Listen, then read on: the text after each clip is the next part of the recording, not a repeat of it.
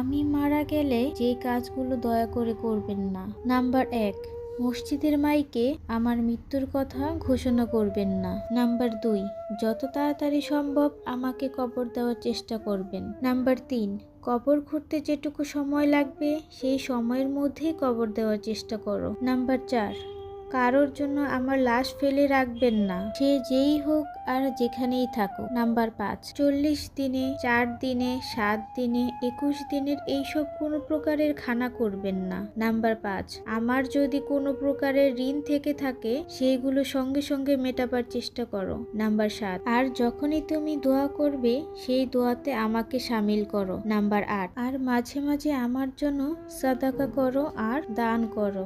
Number ৯, আমার কবর দেওয়া সম্পূর্ণ হয়ে যাওয়ার সাথে সাথে সেইখানে দাঁড়িয়ে থেকে আমার জন্য মহান আল্লাহর কাছে ক্ষমা চাও, কারণ সেই সময় আমার পরীক্ষা হচ্ছে। মহান আল্লাহর কাছে আমার জন্য দোয়া করো যেন আমি সেই পরীক্ষায় পাশ করে যাই ইনশাআল্লাহ।